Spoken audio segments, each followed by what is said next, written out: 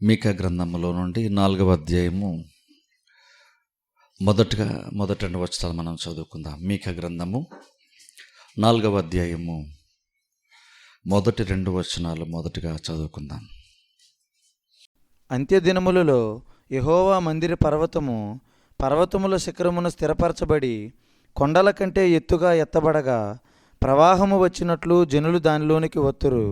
కాబట్టి ఆ కాలమున అన్యజనులు అనేకులు వచ్చి సియోనులో నుండి ధర్మశాస్త్రమును, యెరూషలేములో నుండి యెహోవా వాక్కును బయలువెళ్ళును.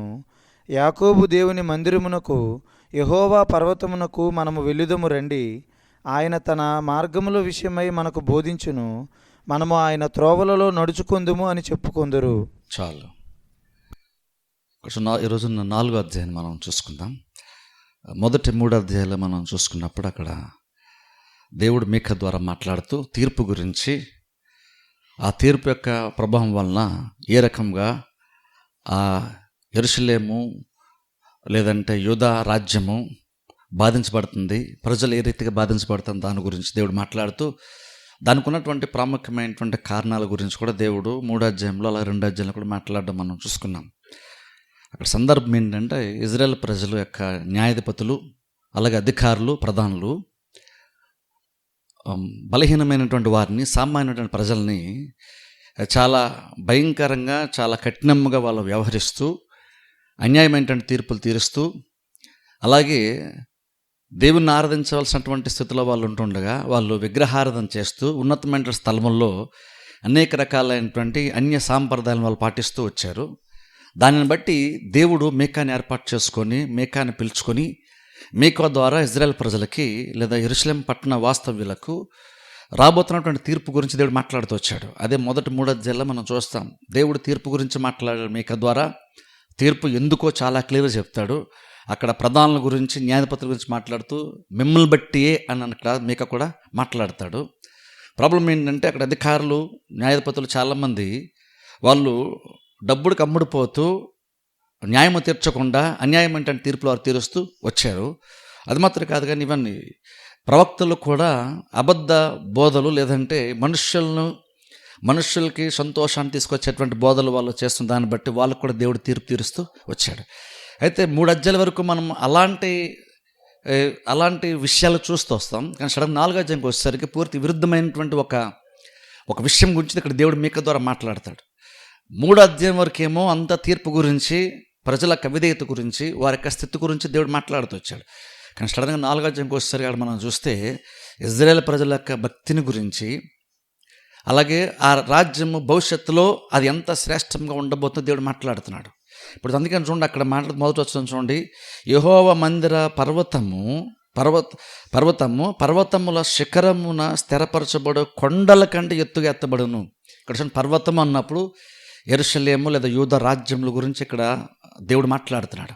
ఇప్పుడు చూడండి, ఇప్పటివరకు మనం ఏం చూస్తామంటే 3వ అధ్యాయానికి ఏం చూస్తామంటే అవన్నీ పట్టణాలన్నీ కూడా పాడైపోతాయని, పునాదులు కూడా కదిలిపోతాయని, పునాదులు బయటకు కనిపిస్తాయని, రాళ్ల కుప్ప వల్లే అది అవుతుందని దేవుడు ఇలా చాలా రకాలుగా మాట్లాడుతూ వచ్చాడు. కానీ 4వ అధ్యాయంకి వచ్చేసరికి సడన్గా అక్కడ దేవుడు కూడా మీకా ద్వారా మాట్లాడుతున్నప్పుడు ఏం చెప్తున్నాడంటే అక్కడ అంత్య దినములు అని అంటున్నాడు. ఇప్పుడు చూడండి, అది చాలా ప్రాముఖ్యం. అంటే ఇక్కడ ఏంటంటే యాక్చువల్గా మీకా ద్వారా దేవుడు మాట్లాడుతున్నప్పుడు వెంటనే ఇన్స్టెంట్గా జరిగేటువంటి దాని గురించి కాదు, కానీ చాలా కాలం తర్వాత జరగబోయేటువంటి ఒక కార్యం గురించి దేవుడు మీకా ద్వారా ఇక్కడ మాట్లాడుతున్నాడు. అందుకే చూడండి, 4వ అధ్యాయము ఈవెన్ 5వ అధ్యాయం కూడా చాలా వరకు ఏంటంటే చాలా కాలం తర్వాత జరగబోయేటువంటి కార్యము దేవుడు మాట్లాడుతున్నాడు. ఇప్పుడు చూడండి, చాలా కాలం అంటే నిజంగా చాలా కాలం తర్వాత జరగబోయేటువంటిది. ఓ రకంగా చూసుకుంటే, ఇన్స్టెంట్గా చూసుకుంటే అది ఇజ్రాయెల్ ప్రజలకి, యూదా ప్రజలకి జరగబోతున్న కార్యము దేవుడు మాట్లాడుతూ, అందులోనే ఎంత మంచి భవిష్యత్తు దేవుడు మాట్లాడతాడంటే అది అంత్య దినముల్లో, అంటే ఒక టైం వచ్చినప్పుడు, మెస్సియా యొక్క 2వ రాకడ వచ్చినప్పుడు కూడా ఈ భూమి ఎలా మార్పు చెందుతుంది అన్న దాని గురించి, పరిస్థితులు ఎలా మారుతుంది దాని గురించి దేవుడు అక్కడే మాట్లాడుతూ వచ్చాడు. ఇందులో చూడండి, 2 సారాంశాలు మనం చూస్తాం 4వ అధ్యాయంలో. ఒకటి ఏంటంటే చాలా కాలం తర్వాత మరలా ఇజ్రాయెల్ ప్రజలు ఈ బబులోను నుంచి తిరిగి వస్తారని దేవుడు మాట్లాడుతూ, వచ్చినప్పుడు ప్రజల యొక్క స్థితి ఎలా ఉండబోతుంది, భౌతికమైన స్థితి అలాగనే ఆత్మీయ స్థితి ఎలా ఉండబోతుందో దేవుడు మాట్లాడతాడు. అందులోనే అదే సారాంశంతో దేవుడు సడన్గా మధ్యలో ఒక చోట ఎక్కడ సడన్గా ఎలా డైవర్ట్ అయిపోద్దంటే ఆ మాటలు కూడా ఇన్స్టెంట్గా ఇజ్రాయెల్ ప్రజల యొక్క జీవితం గురించి మాత్రమే కాదు, ప్రపంచం యొక్క గతి కూడా భవిష్యత్తులో ఎలా మారబోతుందో కూడా దేవుడు అక్కడే మాట్లాడతాడు. అందుకే రెండు కొంచెం కన్ఫ్యూజ్ అనిపిస్తుంది. కానీ ఇజ్రాయెల్ ప్రజల గురించి మాట్లాడుతున్నాడు, అలాగే భవిష్యత్తులో ప్రపంచం అంతా కూడా ఎలా మారబోతుందో కూడా దేవుడు మాట్లాడుతూ వచ్చాడు. అంటే ఒక మంచి భవిష్యత్తు దేవుడు మాట్లాడుతున్నాడు. అందుకని చూడండి, ఇక్కడ 4వ మొదటి అంత్య దినముల్లో అన్న మాట మనం చూస్తాం. అలాగే 2వ వచనం ఫస్ట్ లైన్లో కూడా చూస్తే కాబట్టి ఆ కాలమున అన్న మాట మరలా మనం చూస్తున్నాం. ఆ తర్వాత మరలా మనం చూస్తే 6వ వచనం ఫస్ట్ లైన్లో కూడా మనం చూస్తే ఆ దినమున అని చూస్తాం. ఇప్పుడు చూడండి, అంత్యకాలములో లేదా ఆ దినమున అన్న మాటలు ఏం చెప్తున్నానంటే ఇప్పటికిప్పుడు వెంటనే జరుగుతూ ఉన్నటువంటి కార్యం కాదు, లేదా వెంటనే జరగబోతున్నటువంటి కార్యం కాదు, కానీ చాలా కాలం తర్వాత జరగబోయేటువంటి దాని గురించి దేవుడు ముందుగానే మాట్లాడుతున్నాడు. ఇప్పుడు చూడండి, 3 అధ్యాయాల వరకు దేవుడు తీర్పు గురించి మాట్లాడాడు.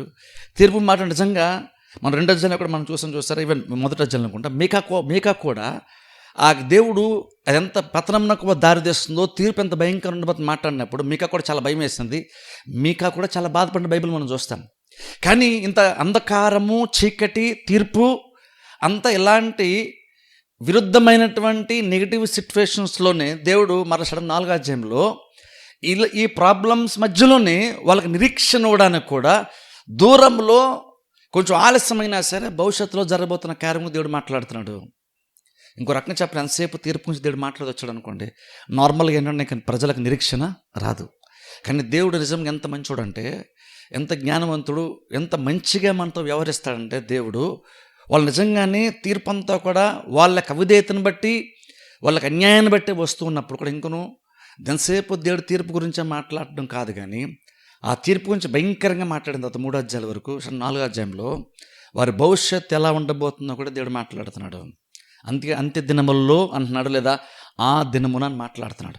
అలా మాటతో చెప్తున్నట్టు మాట ఏంటంటే చూడండి, అక్కడ యెహోవా మందిర పర్వతముల శిఖరమున స్థిరపరచబడి కొండల కంటే ఎత్తుగా ఎత్తబడగా. ఇక్కడ చూడండి, అంటే ఓ టైం వస్తే ఎలా ఉంటుందని దేవుడు చెప్తున్నాడంటే, చూడండి అక్కడ పర్వతము అన్నప్పుడు బేసిక్గా పట్టణం గురించి మాట్లాడుతున్నాడు, లేదంటే పట్టణంలో నివసించే ప్రజల గురించి దేవుడు మాట్లాడుతున్నాడు. ఇప్పుడు చూడండి, అక్కడ ఎందుకు చెప్పని చూస్తారా, పర్వతంలో అన్నీ కూడా దేవుడు చదును చేసేస్తాడని, నేలమట్టం అయిపోతాయని దేవుడు అలా మాట్లాడి చూస్తారు మొదటి అధ్యాయంలో. అంటే బేసిక్ ఏంటంటే ఏదో కొండలన్నీ కరిగిపోతాయని భౌతికమైనటువంటి దాని గురించి దేవుడు మాట్లాడలేదు, ప్రజల యొక్క స్థితి గురించి, ప్రజల యొక్క ఆత్మస్థితి గురించి దేవుడు మాట్లాడి వచ్చాడు. ఇప్పుడు ఒకసారి 4వ అధ్యాయంకి ఒకసారి మరలా దృష్టాంతంగానే మాట్లాడుతున్నాడు, కానీ పర్వతాల గురించి కాదు, మరలా మనుషుల గురించి దేవుడు మాట్లాడుతున్నాడు. అలా మాట్లాడితే ఏమన్నాడంటే యెహోవా మందిర పర్వతం అంట, పర్వతములన్నిటికంటే అదంట ఉన్నతంగా ఉంటుందని దేవుడు చెప్తున్నాడు. ఇప్పుడు చూడండి, ఆలోచించండి, అంటే పర్వతం అంటే దేని గురించి దేవుడు మాట్లాడుతున్నాడంటే వాళ్ళకి ప్రజల యొక్క స్థితి గురించి మాట్లాడుతున్నాడు. ఎందుకంటే ఇక్కడ పర్వతం అన్న మాట ఎందుకు వస్తుందంటే వాళ్ళు దేవునికి సంబంధించినటువంటి కార్యములను వాళ్ళు జరిగించినప్పుడు కూడా బేసిక్ ఇజ్రాయెల్ ప్రజల చరిత్ర ఏం చెప్తుందంటే వాళ్ళు ఎక్కువ పర్వతాల మీదే, ఉన్నత స్థలాల్లోనే వాళ్ళు ఎక్కువగా ఆత్మ సంబంధించిన కార్యాలు వాళ్ళు జరిగిస్తూ వచ్చేవాళ్ళు. అక్కడ ప్రాబ్లం ఏంటంటే వీళ్ళు యెహోవా దేవునికే కాదు కానీ అన్య దేవతలకు సంబంధించిన కార్యాలు కూడా వాళ్ళు చేస్తూ వచ్చారు. అందుకనే దేవుడు వాటన్నిటిని కూడా దేవుడు నేలమట్టం చేస్తానని చెప్పాడు. అలా మళ్ళీ ఇక్కడ మాటతో ఏమంటున్నాడంటే ఒక టైం వస్తుంది, ఆ టైం వచ్చి ఇజ్రాయెల్ ప్రజల స్థితి ఎలా ఉంటుందో దేవుడు చెప్తున్నాడు. చూడండి అంటున్నాడు, అప్పుడు దేవుడు అంటున్నాడు మీరు కొంచెం బెటర్గా మారుతారు అని అనట్లేదు. దేవుడు ఏమంటున్నాడంటే పర్వతాలన్నిటికంటే ఉన్నతంగా ఉంటుంది, ఎత్తబడుతుంది మీ పర్వతం అని దేవుడు చెప్తున్నాడు. అంటే చూడండి, దేవుడు మీరు నేలమట్టం అయిపోతారు, మీ స్థితి భయంకరంగా మారిపోద్ది అని దేవుడు చెప్పాడు. చూస్తారు తీర్పు గురించి మాట్లాడుతూ అంత అట్టడి స్థితిలోకి కారుడు అంటుంటే ఒక రకంగా దేవుడు అయినా సరే, మరలా అదే దేవుడు మరలా ఏం చెప్తుంటే ఒక టైం వచ్చినప్పుడు నేనే మరలా మీ స్థితిని పైకి తీసుకొస్తానని కూడా దేవుడు చెప్తున్నాడు. అంటే చూడండి, నిజంగా దేవుడు అంత మంచిగా ఒకసారి ఆలోచన చేయండి. జనరల్గా ఇజ్రాయెల్ ప్రజల అవిధేయతను బట్టి దేవుడు తీర్పు తీర్చినప్పుడు నార్మల్గా అందరూ ఏమనుకుంటామంటే, ఈవెన్ ఆ ప్రజలైనా సరే కావచ్చు, ఈ రోజున వాక్యం వింటున్నా మనమైనా సరే సహజంగా ఏమనుకుంటామంటే దేవుడు అలా తీర్పు తీర్చినప్పుడు దేవుడు చాలా హ్యాపీ ఫీల్ అయ్యడం అనుకుంటాం. అంటే ఆయన చాలా కోపం వచ్చింది, ఆ కోపాన్ని ఆయన తీర్చుకున్నాడు కాబట్టి ఇప్పుడు ఆయన సాటిస్ఫైడ్ అని మనం అనుకుంటాం. కానీ మీకు తెలుసా, దేవుడు ఎప్పుడు కూడా మనుషుల్ని భయంకరమైన తీర్పులు చాలా తీర్చాడు. బైబిల్ మనం చూస్తాం. ఈవెన్ కొన్ని అన్య దేశాలనే కానీ తన సొంత ప్రజలను కూడా దేవుడు భయంకరమైన తీర్పులు తీర్చాడు. కానీ అలా తీర్చినప్పుడు కూడా ఎక్కడ కూడా దేవుడు ఎప్పుడు కూడా తీర్పులు ఎప్పుడు ఆనందించినటువంటి వాడు కానీ కాదు. దేవుడు ఎప్పుడు తీర్పులు ఎప్పుడు సాటిస్ఫై అవ్వలేదు. ఒక్క దగ్గర మాత్రమే దేవుడు ఆయన తీర్పు తీర్చబడగా సంతోషం తృప్తి చెందిన బైబిల్ మనం చూస్తాం. అంటే సిలువ దగ్గర మాత్రమే క్రీస్తుని అలా మొత్తిన తర్వాత, పాపంతో శాపంతో భయంకరత మొత్తిన తర్వాత దేవుడు సంతృప్తి చెందిన యెషయా 53 మనం చూస్తాం. ఆ ఒక్క దగ్గర మాత్రమే దేవుడు సాటిస్ఫై అయ్యాడు. అది కూడా ఎందుకు సాటిస్ఫైడ్ అంటే ఆ యేసుక్రీస్తు అనేటువంటి ఆ మెస్సియా తీర్పు తీరిస్తే అనేక మందిని కుమారులుగా దేవుడు సంపాదించుకుంటాడు. కాబట్టి క్రీస్తు ద్వారా జరగబోయేటువంటి కార్యాన్ని బట్టి దేవుడు సిలువను చూస్తున్నప్పుడు దేవుడు సంతోషించాడు, తృప్తి చెందడని బైబిల్ మనం చూస్తాం. తీర్పులో దేవుడు, నాకు తెలిసిన వరకు దేవుని యొక్క స్వభావాన్ని బట్టి చూసుకుంటే సిలువ దగ్గర తప్ప ఎక్కడా కూడా తీర్పులో దేవుడు సంతోషించిందే లేదు. అది దేవుని యొక్క మంచి మనస్సు అంది. ఆయన ప్రేమ స్వరూపి కాబట్టి ఆయన సంతోషించాడు. జనరల్ మనుషులంగా మనం ఏంటంటే, మనకి ఎవరైనా కోపం ఉంటే కోపం తీర్చుకున్నాం అనుకోండి, బహుశా అది క్రియల్లోనో లేదా మాటల్లోనో మనం కనుక కఠినంగా మాట్లాడో లేదా గట్టి కేకలు వేసేసో తిట్టేసి ఇంకేదో చేస్తే మనం సాటిస్ఫై అయిపోతాం. మనం యాక్చువల్గా అది కూడా ఎందుకు చేస్తాం అంటే మన సాటిస్ఫాక్షన్ కోసం అలా చేస్తాం. మనం దేవుడు తీర్పు తీర్చినప్పుడు నువ్వు అనుకున్నట్టుగా నేను అనుకున్నట్టుగా మనుషుల్లాగా ఆయన తీర్పు తీర్చాడు. ఆయన తీర్పు తీరుస్తున్నప్పటికీ వాళ్ళు చేస్తున్న కార్యాలను బట్టి తీర్పు తీర్చాడు తప్ప ఆయన కోపం వచ్చింది కాబట్టి కోపాన్ని తీర్చుకోవడానికి తీర్పు తీర్చని ఎప్పుడు కూడా మనం అనుకునే కూడదు. దేవుడు ఎప్పుడు అలా పనిచేయడు. అందుకే బైబిల్ మనం చూస్తే ఆయన ఎల్లప్పుడూ కోపగించేటువంటి వాడు కాదు. అందుకే బైబిల్ మనం చూస్తే వెంటనే అదే దేవుడు ఎంత ఎక్స్ట్రీమ్గా మాట్లాడుతాడో తెలుసా? అసలు 4 మనం చేస్తే అది నిజంగా నమ్మశక్యంగా కూడా మనకు అనిపించదు తెలుసా? అలా ఉంటాయి కొన్ని మాటలు దేవుడు మాట్లాడుతున్నప్పుడు అది ఎంత అద్భుతంగా వారి స్థితి గురించి దేవుడు మాట్లాడతాడంటే ఇది నిజంగా జరుగుతుందా అని మనకు డౌట్ కూడా వచ్చేస్తుంది. అంటే అంత మంచిగా వాళ్ళ భవిష్యత్తు అంత బాగుంటుందని దేవుడు మాట్లాడుతున్నాడు. నిజంగా మనకే కాదా, ప్రజలు కూడా బేసిక్గా ఆ సిచ్యువేషన్లో నమ్మశక్యంగా ఉండదు. కానీ ఎందుకు నమ్మాలంటే దాని వెనకాల ఉండేది దేవుడు కాబట్టి మనం నమ్మాలి. జనరల్ ఇప్పుడు చూడండి, దేవుడు మాట్లాడేది ఆ ప్రపంచం గురించి కూడా దేవుడు మాట్లాడతాడు. అక్కడ రాజ్యములన్నీ ఎలా ఉండబోతున్నాయో కూడా దేవుడు అక్కడ మాట్లాడతాడు. ఇజ్రాయేల్ ప్రజల గురించే కాదు, భవిష్యత్తు అంటే అంత్యదినాలు అంటే భవిష్యత్ చివరి దినముల గురించి దేవుడు అక్కడ మాట్లాడుతూ అప్పుడు కూడా ప్రపంచం ఎలా ఉండవు, ఎలా మారబోతుందో కూడా దేవుడు చెప్తున్నాడు. మనుషుల యొక్క స్థితి ఎలా మారబోతుందో మాట్లాడుతున్నాడు. అది విన్నప్పుడు మనకు చాలా సందర్భాలు నమ్మశక్యంగా మనకు అనిపించదు. కానీ మీకు తెలిసిన నమ్మశక్యంగా మనకు అనిపించదు. కానీ ఏదైతే 4 అధ్యాయంలో దేవుడు మాట్లాడతాడో దేశ రాజ్యముల గురించి లేదా ఇజ్రాయేల్ రాజ్యము దేవుడు ఏదైతే మాట్లాడతాడో నిజంగా ప్రపంచంలో ప్రతి దేశము, ప్రతి మనిషి కూడా, ప్రతి రాజ్యం కూడా నిజంగా అలాగుంటే ప్రపంచం ఎంత బాగుందని ఆశపడేటువంటి స్థితి గురించి దేవుడు మాట్లాడుతున్నాడు. మనం ఇప్పుడు దేవుడు ఏదైతే మాట్లాడో అదేంటంటే అది మరీ అదేదో కల్పితంలా మనకు అనిపిస్తుంది. అది నిజం, అది వాస్తవం కాదు. దృష్టాంతం దేవుడు ఏదో మాట్లాడేశాడు, ఊహించేదో మాట్లాడాడు, అది వినడానికి చాలా అద్భుతంగా బ్రహ్మాండంగా అనిపిస్తుంది. కాకపోతే అది ఊహకు మాత్రమే పరిమితమైందని మనం అనుకుంటాం. ఎందుకంటే అంత ఉన్నతంగా దేవుడు మాట్లాడుతున్నాడు దాని గురించి. ప్రపంచమే కానీ ఇజ్రాయేల్ రాజ్యం కానీ ఎంత భవిష్యత్తు ఎంత బాగుంటుందో దేవుడు మాట్లాడుతున్నప్పుడు మనకు నమ్మశక్యంగా అనిపించదు. కానీ మీకు తెలుసా, మనం అన్నా సరే నిజంగా ప్రస్తుత ప్రపంచాన్ని మనం చూస్తున్నప్పుడు ఇందులో కూడా చాలా ప్రాబ్లమ్స్ ఉన్నాయి. కానీ మనం ప్రతి మనిషికి ఆశ ఏంటి తెలుసా? దేవుడు ఎలాగైతే ప్రపంచం మారుస్తానని దేవుడు చెప్తున్నాడో అదే ప్రతి మనిషి కూడా బేసిక్గా ప్రపంచం అలా ఉంటే బాగుంది మనం కూడా ఆశపడతాం. కానీ జస్ట్ మనం ఆశపడుతున్నాను కాదు, దేవుడు దాన్ని అలా నెరవేరుస్తానని దేవుడు చెప్తున్నాడు. అందుకని అంత్యదినములు అన్న మాట మనం చూస్తున్నాం. అలా మారుతూ అన్ని కొండల కంటే, అన్ని పర్వతాల కంటే ఉన్నతంగా దేవుడు అన్నాడు అక్కడ ఇజ్రాయేల్ ప్రజలను వారి యొక్క స్థితిని మారుస్తానంటున్నాడు. ఎంత మంచిగా దేవుడు మారుస్తానని చెప్తుంటే అక్కడ చూడండి, అక్కడ మొదటి వచనంలోనే ఆ 3 లైన్ చూస్తే చూడండి, అక్కడ ఎత్తబడగా అంటే చూడండి, ఈ పట్టణం ఎత్తబడగా ప్రవాహము వచ్చినట్లు జనులు దానిలోనికి వత్తురు. సరే, ఓ టైం వస్తే దేవుడు చెప్తున్నాడు, ఈ రాజ్యమును ఈ పర్వతం నేను ఎంత ఉన్నతంగా ఎత్తుతానంటే, దాన్ని ఎంత గొప్ప స్థితి దాన్ని ఇస్తానంటే చాలామంది ప్రజలు ఆ పట్టణం దగ్గరికి వస్తారు, ప్రవాహం వల్లే వస్తారన్నాడు. చూడండి, చాలా ఆలోచించండి, ప్రవాహం వల్లే. ఇప్పుడు చూడండి, ఇది ఎందుకు ఈ మాట చాలా వాల్యుబుల్ అంటే, యాక్చువల్గా దేవుడు ఏం చెప్తున్నాడు, బబులోను రాజ్యానికి త్వరలో ఇజ్రాయేల్ ప్రజలు సరిగా వెళ్ళిపోతారని దేవుడు చెప్తున్నాడు. తీర్పులో వచ్చేటువంటి ఒక ప్రాబ్లం ఏంటంటే, ఇజ్రాయేల్ ప్రజలు బానిసలుగా వాళ్ళు బబులోను రాజ్యానికి చెరగా పట్టబడతారు, అక్కడ వెళ్ళిపోతారు. ఇప్పుడు చూడండి, నేను చాలాసార్లు చెప్పాను చూసారు, ఇర్మీయా గ్రంథం చెప్పినప్పుడు కూడా చెప్పాను చూసారా, నార్మల్గా బైబిల్ కాలంలో ఒక రాజ్యంలో ఉన్నటువంటి ప్రజలు కనుక బందీలుగా బానిసలుగా వేరే రాజ్యానికి వెళ్ళిపోతే తిరిగి మరలా వెనక్కి వాళ్ళ సొంత దేశానికి వచ్చేటువంటి ఛాన్సే ఉండదు. ఎందుకంటే ఒక రాజ్యంలో ప్రజలు బానిసలుగా వెళ్ళిపోయారంటే అర్థం ఏంటంటే అక్కడ రాజు కూడా బానిసగానే వెళ్ళిపోయాడు కాబట్టి ప్రజలు కూడా వెళ్ళిపోయారు. ఇప్పుడు రాజు కూడా బందీగా ఉన్నప్పుడు ఈ ప్రజలు విడిపించడానికి ఏ ఒక్క వ్యక్తి కూడా సరిపోడు యాక్చువల్గా. ఎందుకంటే రాజు సైతం బందీగా ఉన్నాడు కాబట్టి, రాజు సైతము జైల్లో ఉంటాడు కాబట్టి, రాజు సైతం వేరే రాజ్యంలో బానిసగా ఉంటాడు కాబట్టి ఈ ప్రజలకి మళ్ళీ తిరిగి వాళ్ళ దేశానికి వెళ్ళే ఛాన్స్ నార్మల్గా రాదు. కానీ బైబిల్ తరచుగా వాళ్ళు మరలా విమోచన పడ్డం బైబిల్ మనం చూస్తాం. దానికి కారణం ఏంటంటే దేవుడే. బైబిల్ ఎన్నిసార్లు అయినా సరే ఇజ్రాయేల్ ప్రజలు చెరగా వెళ్ళిపోయి మళ్ళీ తిరిగి వచ్చాను బైబిల్ మనం చూస్తున్నప్పుడు అది తిరిగి రావటం అంటే సహజంగా జరిగిపోయేటువంటి కార్యం కాదు అది. బైబిల్లో మాత్రమే సహజంగా జరిగింది అది. కానీ నార్మల్ చరిత్రలో సహజంగా జరగదు అది. బైబిల్లో మాత్రమే జరుగుతుంది. కానీ బైబిల్ మాత్రం ఎందుకు జరుగుతుందంటే దానికి దేవుడు వెనకాల ఉంటాడు, దేవుడు కార్యాలు నడిపిస్తాడు. కాబట్టే మరలా ఇజ్రాయెల్ ప్రజలు చెరగా వెళ్ళిపోయినప్పుడు కూడా పెద్దగా ఎటువంటి యుద్ధం లాంటిది చేయకుండానే వాళ్ళు మరలా తిరిగి సొంత రాజ్యంలో రావడము, మరలా పట్టణాన్ని కట్టుకోవడము, ఇవన్నీ కూడా నార్మల్గా మనం నెహెమ్యా గ్రంథంలో, ఎజ్రా గ్రంథం ఇవన్నింటిలో మనం చూస్తాం. ఎలా వచ్చారు వాళ్ళు బయటకంటే రాజు వాళ్ళు శాసనరావు పంపిస్తాడు దయతలిచి. అది కూడా ఎలా జరిగిందంటే దేవుడు ఆ రాజు యొక్క మనసును కదిలిస్తే ఇజ్రాయెల్ ప్రజల పట్ల జాలిని చూపించి వాళ్ళని మరలా తిరిగి వెనక్కి పంపించడం, దఫల వారీగా పంపించడం బైబిల్ మనం చూస్తాం. అది దేవుని వల్ల జరుగుతుంది తప్ప మనుషులు అయితే సహజంగా అది జరగదు. మరి అలాగా బబులోను రాజ్యాన్ని తిరిగి బానిసలుగా ఇజ్రాయెల్ ప్రజలు వెళ్ళిపోతారన్నప్పుడు ఆ తిరిగి వచ్చే ఛాన్సర్ నార్మల్గా ఉండదు అనుకున్నప్పుడు ఇక్కడ దేవుడు మాట్లాడితే ఏమన్నాడంటే అసలు అది ఉన్నతంగా ఎత్తబడుతుంది. అది మాత్రమే కాదు కానీ ప్రజలు కూడా ప్రవాహంలాగా వస్తారని చెప్తున్నాడు. ఇప్పుడు చూడండి అలా మాడుతూ అంటున్నాడు చూడండి.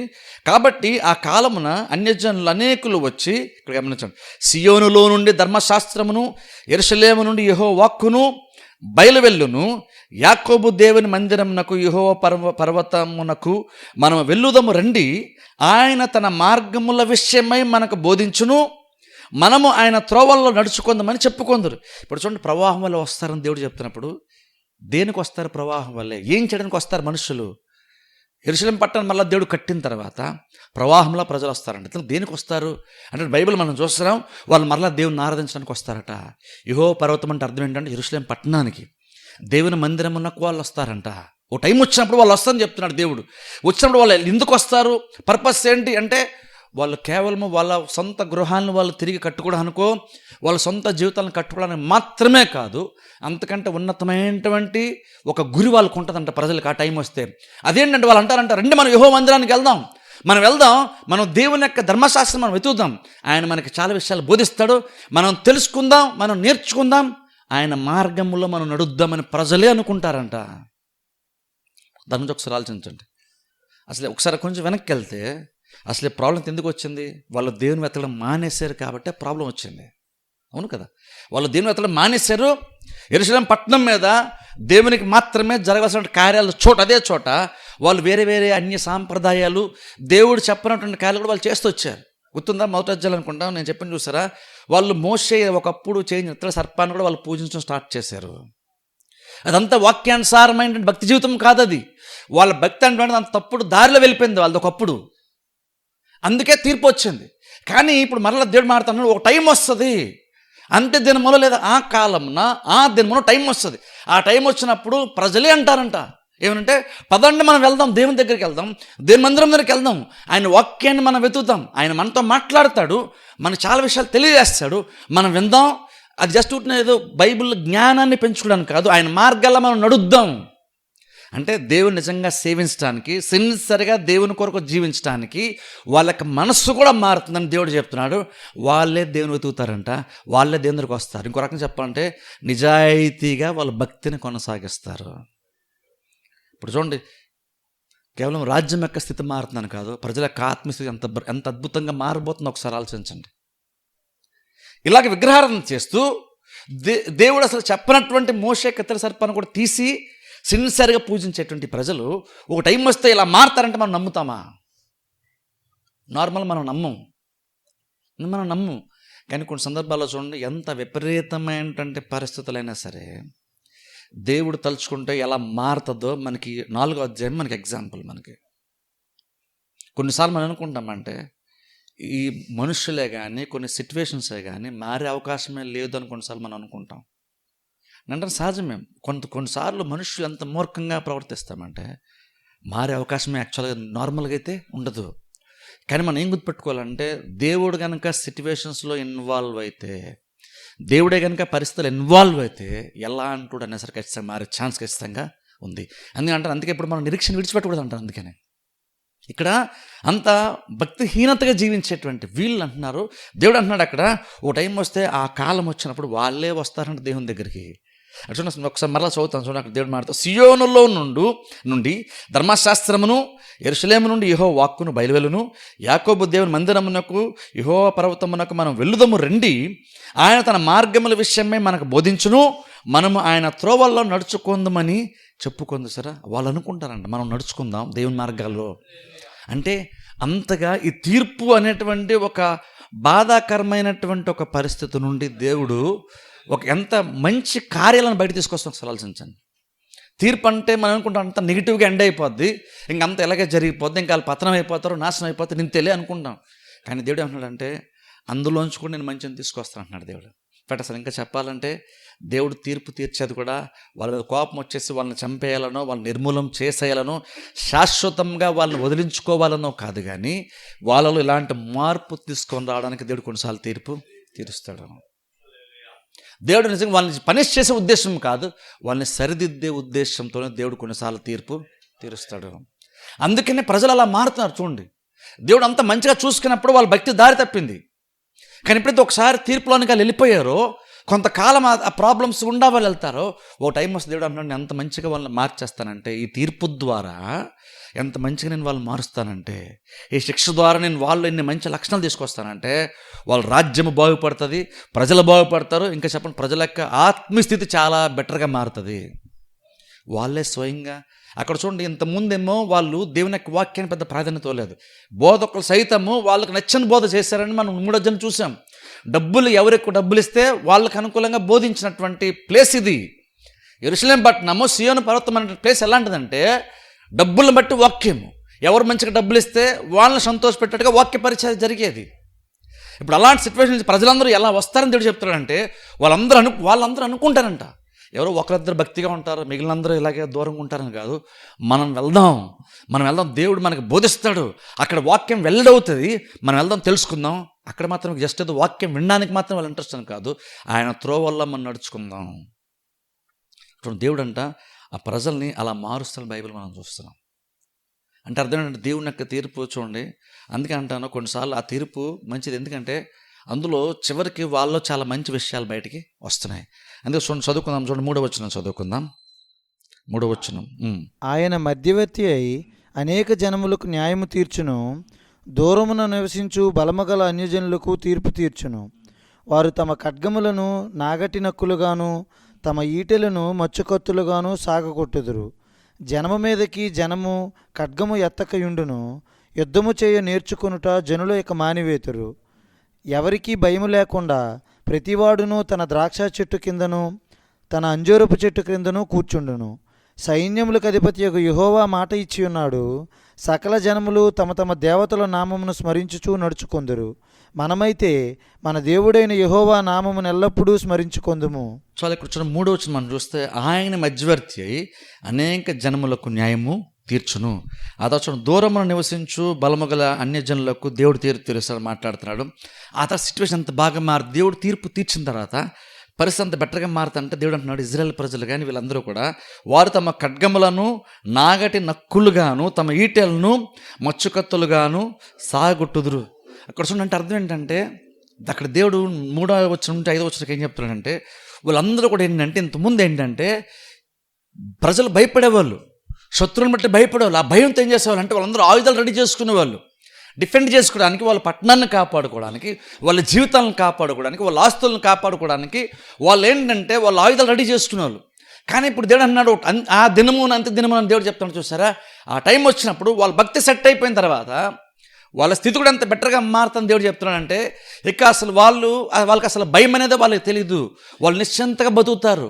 వాళ్ళు ప్రతి చిన్నదానికి ఎంత ముందులాగా భయపడి ఎవరో వచ్చేస్తారేమో అని వాళ్ళు ఎలా పోరాడాలో నేర్చుకోవాల్సిన అవసరం వాళ్ళకి లేదు, యుద్ధం ఎలా చేయాలో నేర్చుకోవాల్సిన అవసరం వాళ్ళకి లేదు.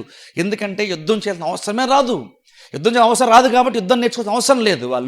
వాళ్ళు నెమ్మదితో సమాధానంగా వాళ్ళు ఉంటారు. అంటే అర్థం బేసిక్గా ఏంటంటే యుద్ధం మాత్రమే రాదు కాబట్టి ప్రాబ్లం లేదని కాదు, యుద్ధము లేకుండా ఉంటూ ప్లస్ ఇంకోటి ఏంటంటే వాళ్ళు సమాధానంతో బ్రతుకుతారంట. ఎంత సమాధానంతో బ్రతుకుతారంటే వాళ్ళకి ఇప్పుడు యుద్ధం లేదనే కాదు, కానీ రేపు కూడా ప్రాబ్లం మనకు రాదులే, రేపు కూడా మనకు శత్రువు ఎవరు రారులే, రేపు కూడా యుద్ధం ఏమి రాదులే అనుకొని వాళ్ళ ఆయుధాలను కూడా వాళ్ళు పనిముట్లుగా మార్చుకొని పొలాల్లో వాళ్ళ ల్యాండ్లో పనిచేయడానికి కూడా వాళ్ళు దాని పనిముట్లుగా మార్చేసుకుంటారంట. దేవుడు చెప్తున్నాడు అన్నమాట. అంటే అంత ధైర్యంగా వాళ్ళు బ్రతుకుతారని దేవుడు చెప్తున్నాడు. కారణం ఎవరు? ఆయన వారికి మధ్యవర్తి అయ్యి అక్కడ తీర్పు తీరుస్తున్న బైబిల్ని చూసారా. కారణం ఎవరు? ఇప్పుడు మనం మర్చిపోకూడదు. కారణం ఎవరంటే అంటే దేవుడు మధ్యవర్తిగా ఉండి ఇజ్రాయెల్ ప్రజల పక్షం నుండి కొన్ని కార్యాలు మారుస్తాడు. అలా మార్చిన ఇజ్రాయెల్ ప్రజలు ఎంత నెమ్మది పడుతుందో దేవుడు అక్కడ చెప్తున్నాడు. అక్కడ తాకుండా అంటున్నాడు చూడండి 4వ వచనంలో, ఎవరి భయము లేకుండా ప్రతివాడు తన ద్రాక్ష చెట్టు క్రిందను తన అంజూరపు చెట్టు కిందను కూర్చుండును. చూసారా చూడండి, అక్కడ తన ద్రాక్ష చెట్టు, తన అంజూరపు చెట్టు. ఒకసారి మనం వెనక్కి వెళ్ళాం అనుకోండి, 3వ అధ్యాయం వరకు ఏం చూసామంటే, పేదవాడికి ఏదైతే ఆ చిన్న ఇల్లు, చిన్న స్థలమో పొలమో ఉందో, ధనవంతులు, డబ్బున్న వాళ్ళు, ఈ న్యాయస్థానంలో పనిచేసేటువంటి అందరూ కూడా దాన్ని వాళ్ళ దగ్గర ఉన్న ప్రతిదీ లాగేసుకునేవాళ్ళు. వాళ్ళ పై వస్త్రాన్ని కూడా లాగేసుకున్నారని దేవుడు 2వ అధ్యాయంలో మాట్లాడు. 3వ అధ్యాయంలో వారి చర్మాన్ని కూడా మీరు భక్షిస్తున్నారని కూడా దేవుడు మాట్లాడాడు 3వ అధ్యాయంలో. అంతలాగా ఒకరి దగ్గర ఏదైనా ఆస్తుంటే దాన్ని ఏదో రకం లాగేసుకుందాము అని చూసేటువంటి, అన్యాయంగా ఏదన్నా లాగేసుకుందామని చూసి డబ్బు సంపాదించుకుందామని ప్రజలు, అధికారం గల వాళ్ళు చేయగలరు కాబట్టి బలహీనమైనటువంటి వారి దగ్గర ఆస్తి అంతా లాగేసుకుంటున్నారు వీళ్ళు. అలాగే బోధకులు కూడా డబ్బు కోసం ప్రసంగాలు చేస్తున్నారు. అంత డబ్బు చుట్టూ నడిచింది ప్రతిదీ కూడా. కానీ ఇప్పుడు దేవుడు అంటున్నాడు, పేదవాళ్ళందరూ కూడా బాగా సఫర్ అయిపోయారు. ఒకప్పుడు ధనవంతులు మాత్రం ఉన్నా కొంత ధనవంతులు మారారు, పేదవాళ్ళందరూ సఫర్ అయ్యారు. కానీ ఇప్పుడు 4వ అధ్యాయం కోసం దేవుడు అంటున్నాడు, ప్రతి వాడు తన చెట్టు కింద అంటున్నాడు. అంటే అర్థం ఏంటంటే, ప్రతి వాళ్ళకి ఎంతో కొంత భూమి ఉంటుందంట, ప్రతి వాళ్ళకి సొంత ల్యాండ్ ఉంటుంది, వాళ్ళు తమ పొలాన్ని వాళ్ళు పండించుకోగలిగేంత స్థితి దేవుడు వారికి తిరిగి ఇస్తాడంట. అంటే బేసిక్గా ప్రతివాడు తన చెట్టు కింద అంటే అర్థం ఏంటంటే, ప్రతి వాళ్ళు అన్ని విషయాలు వర్ధిల్లుతారని అర్థం. ఒకప్పుడు పేదవాడికి ఏముండేది కాదు, పై వస్త్రం కూడా లేకుండా ఉన్నటువంటి పరిస్థితి ఒకప్పుడు. కానీ భవిష్యత్తు ఎలా ఉండబోతుందని దేవుడు చెప్తున్నాడంటే, ఓ టైం వస్తే వాళ్ళకి ఆత్మస్థితి బాగుంటుంది, ఆత్మస్థితి బాగుంటుంది కాబట్టి వాళ్ళు పోటిన ప్రతిదీ వాళ్ళ దేవుడు ఇస్తాడు. అలాగే ప్రతి వాళ్ళకి ఎంతో కొంత ఆశీర్వాదం వాళ్ళు అనుభవిస్తారు, ఫైనాన్షియల్గా వాళ్ళు ఆశీర్వదింపడతారు. ప్రతి వాళ్ళకి ఎంతో కొంత పొలం ఉంటుంది, వాళ్ళకు చెట్టు ఉంటే వాళ్ళ చెట్టుకి కొంచెం నిశ్చింతగా వాళ్ళు ఉంటారు. అంటే అర్థం వాళ్ళు పొలం పని చేసుకుంటూ, ఆ రోజుల్లో మెయిన్ అదే కాబట్టి అది పండించుకుంటూ వాళ్ళు వర్ధిల్లడం మాత్రమే కాదు, నెమ్మదితో వాళ్ళు బ్రతుకుతారు. ఎవరిని బట్టి కానీ దేన్ని బట్టి కానీ వాళ్ళు భయపడాల్సిన అవసరం లేనటువంటి స్థితిలో వాళ్ళు బ్రతుకుతారని దేవుడు చెప్తున్నాడు. అసలు ఊహించండి, అది నిజంగా అసలు ఆ ప్రపంచం ఒకసారి చూడండి ఎలా ఉందో ఒకసారి ఆలోచించండి. ఎంత భయంకరమైన ప్రజలు అంత భక్తిగా మారిపోతారంటే మనకు ఆశ్చర్యం వేస్తుంది. ఇప్పుడు అక్కడితో ఆక్కండి, దేవుడు అంటున్నాడు ప్రతి వాళ్ళు అన్నాడు దేవుడు, ప్రతివాడు తమ చెట్ల కింద, అంజూరపు చెట్టు కింద ఏదైతే ఉంటుందో ద్రాక్ష చెట్టు కూర్చొని వాళ్ళు హ్యాపీగా సంతోషంగా ఉంటూ వాళ్ళు జీవితాన్ని హ్యాపీగా వాళ్ళు గడుపుతుంటారని దేవుడు ఇక్కడ చెప్తున్నాడు. యుద్ధమే రాదంట, శత్రువు అన్నవాడే ఉండడు, ఎవరు వస్తారు ఏదో లాక్కెళ్ళిపోతారని భయం వాళ్ళకి లేదు, నెమ్మదితో వాళ్ళు బ్రతారని దేవుడు అక్కడ చెప్తాను. అందుకన్నా చూడండి, ఇది యాక్చువల్ మనకి చాలా నమ్మశక్యంగా మనకి ఉండదు. అలా మారుతూ దేవుడు అంటే 4వ వచనం మనం చూస్తే, సైన్యములకు అధిపతికు యెహోవా మాట ఇచ్చున్నాడు. అంటే ఇదంతా ఎందుకు జరుగుతుంది, ఎలా జరుగుతుంది, ఇదంతా కూడా ఏదో ఒక ఊహా ప్రపంచంలాగా మనకు అనిపిస్తుంది యాక్చువల్గా. కానీ ఎలా జరుగుతుంది ఇది అంటే నార్మల్గా జరిగే ఛాన్స్ అయితే లేదు. ఎందుకంటే ప్రస్తుతం 3వ అధ్యాయం, ప్రస్తుతం వాళ్ళ స్థితి 3వ అధ్యాయం వరకు మనం చూస్తాం, అది ప్రస్తుత స్థితి. 4వ అధ్యాయం వాళ్ళ భవిష్యత్తుకు దేవుడు మాట్లాడుతున్నాడు. ప్రస్తుత స్థితికి భవిష్యత్తుకి చాలా వ్యత్యాసం ఉంది దేవుడు మాట్లాడుతున్నప్పుడు. కానీ ఇది ఎలా జరుగుతుంది అంటే, దేవుడు మాట ఇచ్చాడు కదా అంటున్నాడు మీకా. అంటే అర్థం ఏంటి, ఇది నార్మల్గా అయితే ఇది సాధ్యం కాదు, కానీ దేవుడు ఇన్వాల్వ్ అయ్యాడు, తెర వెనకాల ఉండి దేవుడే ప్రతీకారం నడిపిస్తున్నాడు కాబట్టి దేవుని వల్ల మాత్రం ఇది సాధ్యమవుతుంది. ఒకసారి వినండి, ఈ మీకా 3వ అధ్యాయం వరకు తీర్పు గురించి మాట్లాడాడు, 4వ అధ్యాయంలో ఆ మంచి భవిష్యత్తు మాట్లాడుతున్నప్పుడు ప్రజలకు నెల అనిపిస్తుంది. 3వ అధ్యాయం వరకు తీర్పు గురించి మాట్లాడాడు, ఇప్పుడు సడన్గా మెసేజ్ మార్చాడు ఏంటి, ఈయన ఎంత పాజిటివ్గా చెప్తున్నాడు ఏంటి అని ప్రజలు అనుకోవచ్చు. కానీ అక్కడ మీకేం చెప్తున్నాడు అంటే, అది మనుషుల వల్ల కాదు, మీ మంచితనం వల్ల జరుగుతుందని కాదు, దేవుడు ఇన్వాల్వ్ అవుతాడు, దేవుడు మీ మధ్యన ఉంటాడు కాబట్టి దేవుడి వల్ల మాత్రమే సాధ్యమవుతుంది. దేవుడు ఇన్వాల్వ్ అయితేనే మీకు భవిష్యత్తు ఎలా ఉంటుంది, లేదా మీ భవిష్యత్తు మళ్ళీ ఎప్పటిలాగానే ఉంటుంది.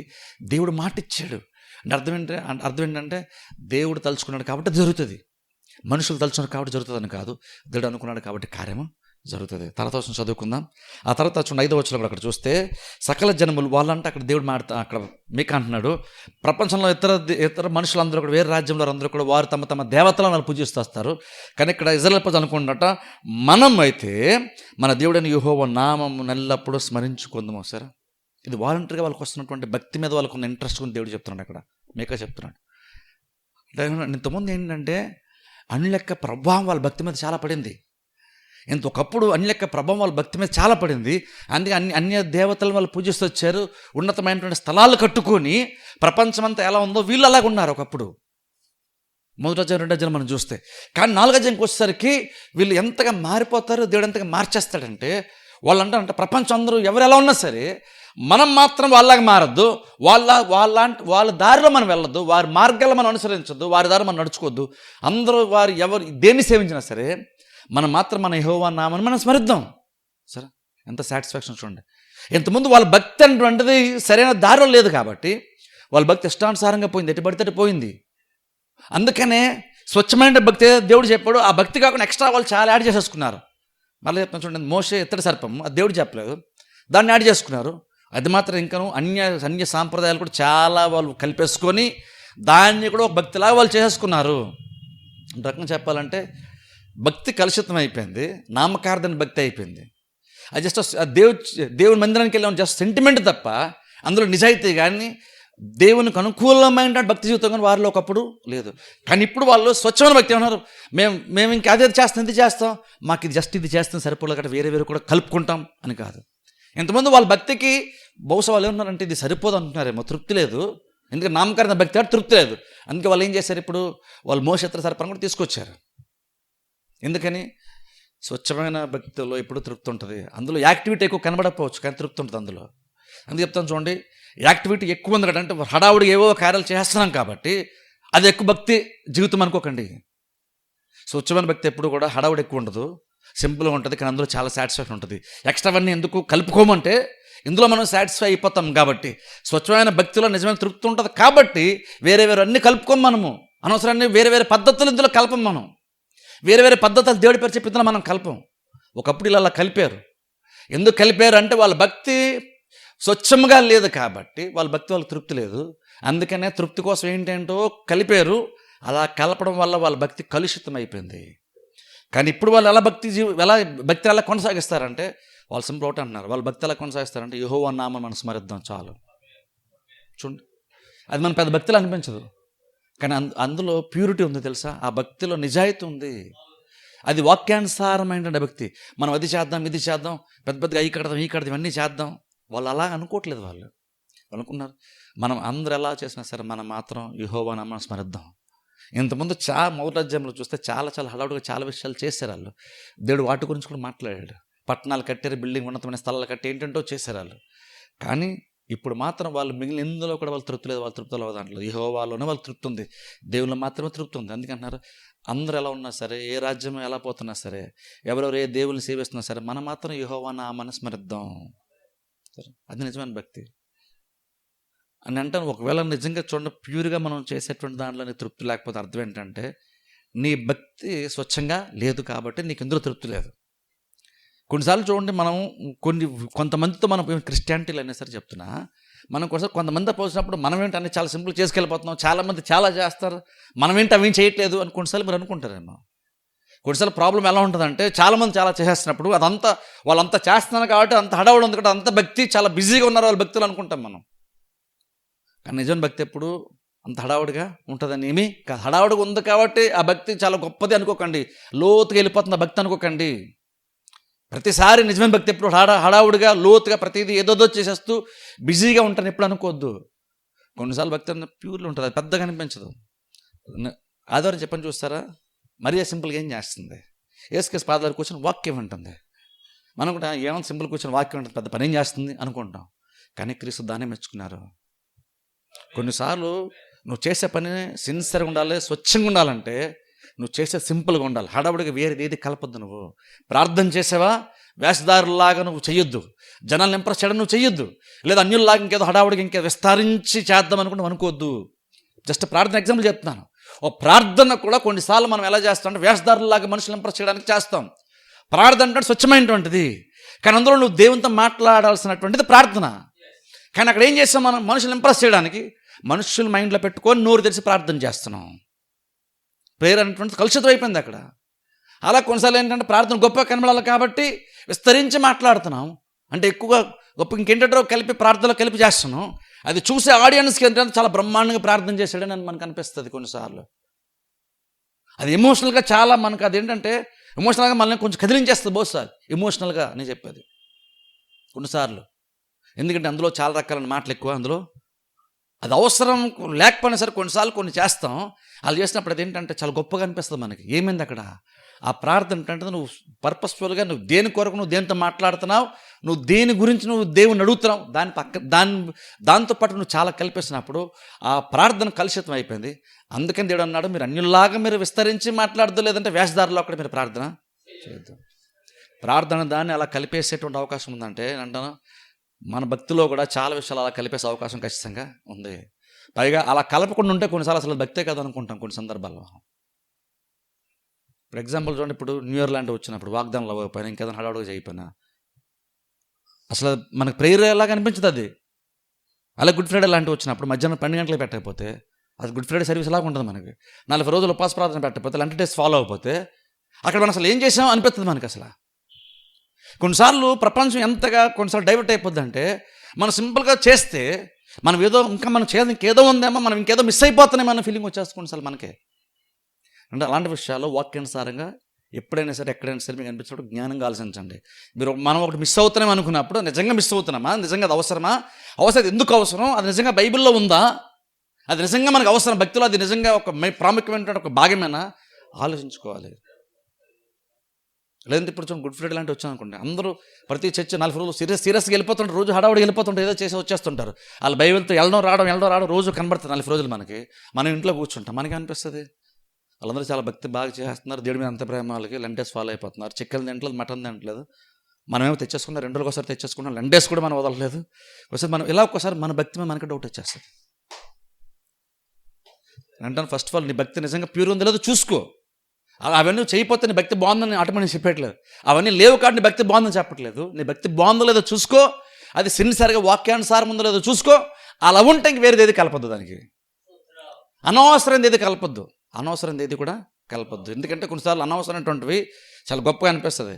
మనుషులు ఇంప్రెస్ చేసే ప్రార్థన చాలా గొప్ప కనబడుతుంది, కానీ దేవుడు దాన్ని యాక్సెప్ట్ చేయడు. విస్తరించి ప్రార్థన చేస్తే చాలా బ్రహ్మాండం కనబడుతుంది ప్రార్థన వినడానికి, కానీ దేవుడు దాన్ని అంగీకరించడు. అలాగే నేను అంటే జస్ట్ ప్రార్థన ఎగ్జాంపుల్ చెప్పాను, కానీ భక్తి జీవితంలో చాలా మనుషులు ఏంటంటో చేసేసి లేనటువంటి ఒక దానికి కొంచెం హడావుడి చేస్తే జనాలు ఇంప్రెస్ అవుతారని లేని దాన్ని క్రియేట్ చేస్తారు అసలు కొన్నిసార్లు కొంతమంది. అది గొప్పగా కనబడడానికి ఇంకేదో కొంచెం అంటే మనుషులకి అది ఫీలింగ్ ఉండడానికి అదేదో పెద్ద కార్యం అన్నట్టు హడావుడి చేస్తే అది చాలా వాల్యుబుల్ అనేసుకుంటారని, మనుషులు దానికి వెయిట్ ఇవ్వాలని ఎందుకో తెలియదు, కానీ కొన్నిసార్లు లేని అవసరం దానికంటే ఎక్కువగా కొన్నిసార్లు చేస్తారు కొంతమంది. కొన్నిసార్లు అంటాను, అది వాక్యానుసారం అయితే చెయ్యాలి ఖచ్చితంగా, చేయకపోతే తప్పు. వాక్యానుసారం అయితే చేయకపోతే తప్పు అది. కానీ కొన్నిసార్లు అది బైబిల్ ఎక్కడ మనకు చెప్పనప్పుడు, చేయాల్సిన అవసరం లేనప్పుడు మనం చేస్తూ అలా చేసేవాళ్ళు భక్తిగా ఉన్నారు, చేయని వాళ్ళందరూ కూడా అంత భక్తి కాదేమో, మనం ఏదో మిస్ అయిపోతున్నామేమో అన్న ఫీలింగ్ ఎప్పుడు పెట్టుకోవద్దు. ఇది భక్తిలో ఇది ఎప్పుడు కూడా ఖచ్చితంగా ఉంటుంది. హెబ్రీ పత్రిక మీరు చూడండి, అక్కడ చాలామంది అక్కడ ఏం చెప్పారు, నువ్వు దేవుని నమ్మినా సరే ఇంకా నీకు సున్నత అవసరం అని చెప్పేవాళ్ళు కొంత ఉన్నారట. ఎందుకని ఇప్పుడు యూదులకి అనిపించి సడన్గా ఇప్పుడు సున్నత చేయకపోతే మనం ఏదో మిస్ అయిపోతున్నామేమో అన్న ఫీలింగ్ వచ్చేసింది వాళ్ళకి. అరే యేసుక్రీస్తు నమ్మాము అంటే నమ్మారు కరెక్టే, భాష తీస్తున్నారు కరెక్టే, కానీ ఇంకొన సున్నత కూడా చేయించుకుంటే బాగుంటుంది.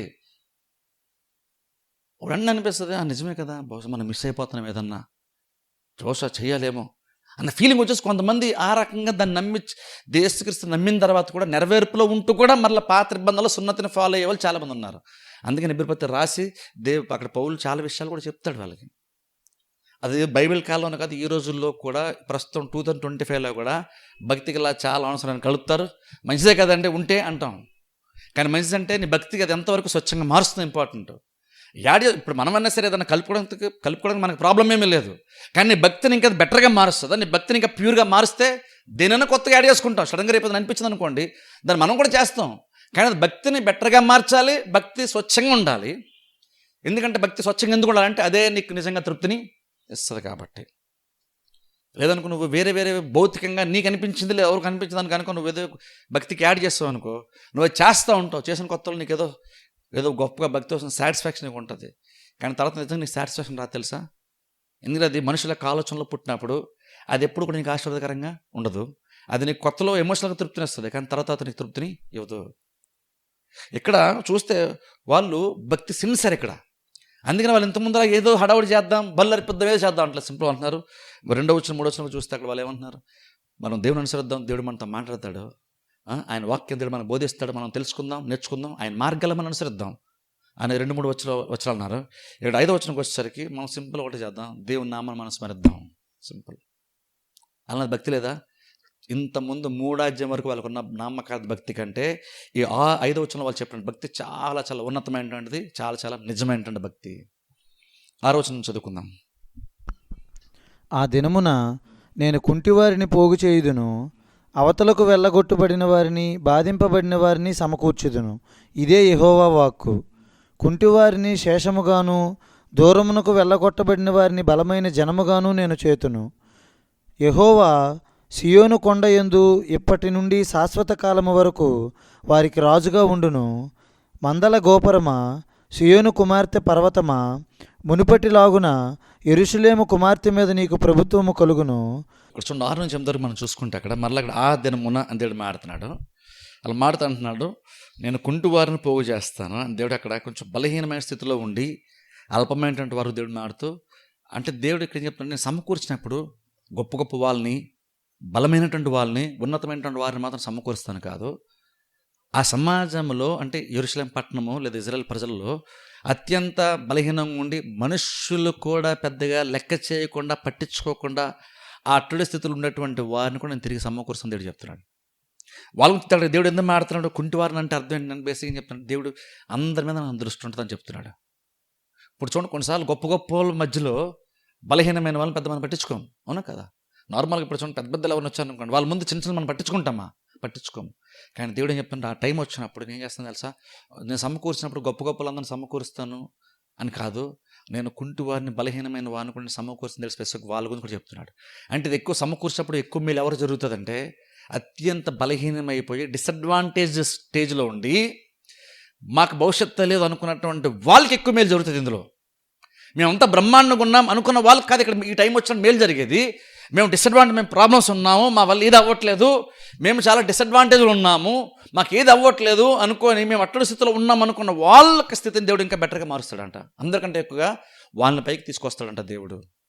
అందుకనే అక్కడ దేవుడు అలా మాట్లాడుతూ కుంటి వారిని నేను పోగు చేస్తానని అక్కడ దేవుడు మాట్లాడుతున్నాడు. అలా మాట్లాడుతూ నేను గొప్ప జనముగా నేను చేస్తాను అనేది, బలమైన జనముగా నేను వారిని చేస్తానని దేవుడు చెప్తాడు అంటే 7వ వచనం అక్కడ చూస్తే చూడండి, మాటను చూడండి, ఇప్పటి నుండి శాశ్వతకాలం వరకు వారికి రాజుగా ఉండును. ఇప్పుడు ఆ తర్వాత సియోను కుమార్తె పర్వతమా, మునుపటి లాగున యెరూషలేము కుమార్తెల మీద నీకు ప్రభుత్వం కలుగు. అంటే ఇంతకుముందు ఒకప్పుడు నీ ప్రజలను నువ్వు వేలేటువంటి వాడివి, కానీ టైం వస్తే ఇప్పుడు ఏం జరుగుతుంది, తీర్పులో బబులోని ప్రజలు వచ్చి వీళ్ళు పరిపాలిస్తారు, బబులోని రాజు శాసిస్తాడు, బబులోని రాజ్యం శాసిస్తుంది ప్రజల్ని. కానీ మరలా టైం వస్తే ఏం జరుగుతుందో తెలుసా, వారు చెప్పండి, మిమ్మల్ని మీరే పరిపాలించుకుంటారు, మీకు బెటర్గా మారుతుంది. మిమ్మల్ని పరిపాలించేటువంటి వాడు ఒక ఆయన వస్తాడు, మంచిగా పరిపాలిస్తారు, చాలా మీ స్థితి చాలా బెటర్గా మారుతుంది దేవుడు అక్కడ చెప్తున్నాడు. ఇప్పుడు 9వ వచనం చదవండి. నీవెందుకు కేకలు వేయుచున్నావు? నీకు రాజు లేకపోవుట చేతనే, నీ ఆలోచనకర్తలు నశించిపోవుట చేతనే ప్రసూతి స్త్రీకి వచ్చిన వేదనలు నీకు వచ్చినవా? సియోను కుమారి, ప్రసూతి స్త్రీ వలనే నీవు వేదనపడి ప్రసవించుము. నీవు పట్టణము విడిచి బయట వాసము చేతువు, బబులోనుపురము వరకు నీవు వెళ్ళుదువు, అక్కడనే నీవు రక్షణ నొందుదువు, అక్కడనే యెహోవా నీ శత్రువుల చేతిలో నుండి నిన్ను విమోచించును. చాలా గమనించిన మరలా వెంటనే ఇక్కడ మరలా మీకా మాట్లాడుతూ 6వ వచనం 7వ వచనం వరకు ఏమో భవిష్యత్తు గురించి మాట్లాడాడు. మరలా వెంటనే 8వ వచనంకి వచ్చేసరికి మరలా 9వ వచనంకి వచ్చేసరికి అక్కడ వెంటనే మీకా మరలా ప్రస్తుతం జరగబోతున్న స్థితి గురించి మాట్లాడాడు. 3వ అధ్యాయం వరకు ప్రస్తుతం ఏం జరగబోతుందో, వెంటనే ఏం జరగబోతుందో మాట్లాడాడు మీకా. 4వ అధ్యాయంలో చాలా కాలం తర్వాత ఆ అంత్య దినముల్లో ఏం జరగబోతుందో దేవుడు మాట్లాడాడు. ఇప్పుడు మరలాడికి వచ్చేసరికి 9వ వచనం 10వ వచనంకి వచ్చేసరికి ప్రస్తుతం వెంటనే ఏం జరగబోతుందో చెప్తున్నాడు. ఎందుకంటే వీళ్ళు ఇంకా చెరగ వెళ్ళలేదు, ఇంకా బబులోను రాజు రాలేదు, కానీ ముందుగానే దేవుడు తర్వాత ఏం జరగబోతుందో చెప్పాడు. ఇప్పుడు మరలా 9వ వచనంకి వచ్చేసరికి ఇప్పుడు ఏం జరుగుతుందో కూడా దేవుడు చెప్తున్నాడు. మీకా ద్వారా మాట్లాడుతున్నాడు. సియోను కుమార్తె అని మాట్లాడుతూ అక్కడ వేదన, ప్రసవ వేదన గురించి అక్కడ దేవుడు మాట్లాడుతున్నాడు. అంటే అర్థం ఏంటంటే, అంత మంచి భవిష్యత్తు ఉంది, కానీ గుర్తుపెట్టుకో, ప్రస్తుతం ఇదైతే జరగబోతుంది, ఇది ముందు ఇది జరుగుతుంది, ఈ వేదన కాలం ఉంటుంది. ఒక స్త్రీ ప్రసవ వేదన పడుతున్నంత వేదన గుండాను వెళ్ళాల్సి వస్తుంది. ఇప్పుడు చూడండి, ఇది మనకు కొంచెం మనకి భయం కలిగించేటువంటి కార్యము. కానీ మనం ఏం గుర్తుపెట్టుకోవాలంటే, అక్కడ ఇజ్రాయెల్ పట్ల దేవుడు మాట్లాడుతూ అంటున్నాడు. అంత మంచి భవిష్యత్తు గురించి మాట్లాడి యుద్ధమే ఉండదు, సమాధానం ఉంటుంది, అందరూ పైకి వస్తారు, అందరినీ సమకూరుస్తారని దేవుడు చెప్తున్నాడు, బాగుంది అనుకుంటాం. వెంటనే దేవుడు మరలా ఇక్కడ 9వ వచనంలో సరే ఏం మాట్లాడుతున్నాడు, అయితే గుర్తుపెట్టుకో, నీకు ఇప్పుడు ప్రసవ వేదన నీకు ఉంటుంది. ఈ వేదన గుండా ఈ బాధ గుండా నువ్వు వెళ్ళాల్సి వస్తుంది, నువ్వు వెళ్ళే తీరాలి. కానీ గుర్తుపెట్టుకో, ఇలా వెళ్ళిన తర్వాత మళ్ళా అక్కడ చూడండి 10వ వచనం చివరిలో అంటున్నాడు, దేవుడు అంటున్నాడు అక్కడ, బబులోను పురం వరకు నువ్వు వెళ్ళేదవు, అక్కడనే నీవు రక్షణ నొందుదువు, అక్కడనే యెహోవా శత్రువుల చేతిలో నుండి నిన్ను విమోచించునా. చూసారా, అంటే దేవుడు ఏం చెప్తున్నాడంటే ప్రస్తుతం ఏం జరగబోతుందో కూడా మరలా వాళ్ళకి గుర్తు చేస్తున్నాడు. అదెందుకు గుర్తు చేస్తున్నాడు? ఇప్పుడు అదెందుకండి ఇంత మంచి గుడ్ న్యూస్ చెప్పి అందరూ మళ్ళీ ఇది ఎందుకు కలిపాడు దేవుడు అంటే, ఒకటి గమనించండి, ఎప్పుడైనా సరే నీ భవిష్యత్తు అంత బాగుంటుందంటే ఈ ప్రస్తుతమైనటువంటిది నువ్వు పెద్దగా నువ్వు పట్టించుకోకుండా బలంగా నిలబడి, నువ్వు జస్ట్ కొంతకాలం ఓపికగా నిరీక్షణ కలిగి నువ్వు నించో నిలబడి స్థిరంగా ఉండని దేవుడు చెప్తున్నాడు. అంత మంచి భవిష్యత్తు ముందు మాట్లాడేశాడు. మొదటి 9 వచనాల్లో 8 వచనాల్లో సడన్గా మళ్ళీ ప్రాబ్లమ్స్ మాడుతూ ఇప్పుడు క్లియర్గా దేవుడు అంటున్నాడు, బబులోను రాజ్యమునకు నువ్వు వెళ్ళిపోతావు బందీగా, అక్కడి నుంచి మరలా నువ్వు తిరిగి వస్తావు, దేవుని రక్షిస్తానని చెప్తున్నాడు. ఇప్పుడు సడన్గా మళ్ళీ దీని గురించి ఎందుకు మాట్లాడుతున్నాడు అంటే, అంత మంచి భవిష్యత్తుని కొందన్న విషయం నువ్వు ఇప్పుడే మైండ్లో పెట్టుకో, ఆ వెలుగులో ఈ చీకటి నువ్వు తట్టుకొని నువ్వు నిలబడని దేవుడు చెప్తున్నాడు. నీకు ఏదైతే నేను చూపించాను, ఏ మంచి భవిష్యత్తు అయితే నీకు ఉంటుందని నేను చెప్పాను, అది నీ మైండ్లో తీసే మాకు. అది తీసేయకుండా మైండ్లో దాన్ని స్థిరపరచుకొని నువ్వేం చేస్తా అంటే, ఇప్పుడు ఈ చీకటి గుండా ఈ గాఢంధకారం గుండా వెళ్తున్నావు చూసారా, ఇది వెళ్తూ ఉన్నప్పుడు ఈ చీకటిలో నువ్వు నేను నీకు చూపించినటువంటి వెలుగును మర్చిపోకుండా దాన్ని గుర్తుపెట్టుకొని ఈ చీకటి గుండా వెళ్ళి ఓపికగా నువ్వు నిలబడి ఉంటే చాలు, ఒక టైం వస్తే ఆ కాలం వచ్చేస్తుంది, అప్పుడు నువ్వు బబులోను రాజు నువ్వు విడిపింపబడతావు, నువ్వు మళ్ళీ బయటకు నువ్వు వస్తావు, నీ భవిష్యత్తు చాలా బాగుంటుంది ఆ టైం వస్తే. ఇప్పుడు చూడండి, బైబిల్లో చాలా సందర్భాలు దేవుడు అలాగే మాడతాడు కదా. ఇవన్నీ యెరెమీయా గ్రంథాన్ని మీరు చూడండి, అక్కడ కూడా దేవుడు మాడుతూ మిమ్మల్ని గూర్చి ఉద్దేశించిన సంగతిని ఎరుగుదును అని దేవుడు మాడుతూ, రాబో కాలం ముందు మీకు నిరీక్షణ కలిగినట్లుగా అవి సమాధానకరమైన ఉద్దేశంలో కానీ హానికరమైనవి కావు, దేవుడు చెప్తున్నాడు అన్నమాట. కానీ ఎప్పుడు చెప్పాడు ఆ మాట? అంతా సెట్ అయిపోయిన తర్వాత చెప్తున్న మాట కాదు. వాళ్ళ ప్రాబ్లంలో ఉంటుండగా, బందీలుగా ఉంటుండగా, బబులోను రాజ్యంలో చెరసాల్లో వాళ్ళు ఉంటుండగా దేవుడు చెప్తున్న మాట. ఎందుకంటే చెరసాలు ఉన్నప్పుడు వాళ్ళకి అనిపిస్తుంది అంటే, ఇందులో మనం బయటకు వస్తామా రామా డౌట్ వచ్చేస్తుంది మనకి ఆ టైంలో. అందుకని దేవుడు యెరెమీయా ద్వారా అప్పుడు కూడా మాట్లాడుతున్నాడు, మీ ఫ్యూచర్ నేను చాలా ఆలోచించాను, మీ ఫ్యూచర్లో నేను ఆలోచించి మాట్లాడుతానంటే అర్థం ఏంటంటే, మీరు ప్రస్తుతాన్ని మీరు పెద్దగా మీరు దీని మీద మైండ్ పెట్టద్దు అని దేవుడు చెప్తున్నాడు.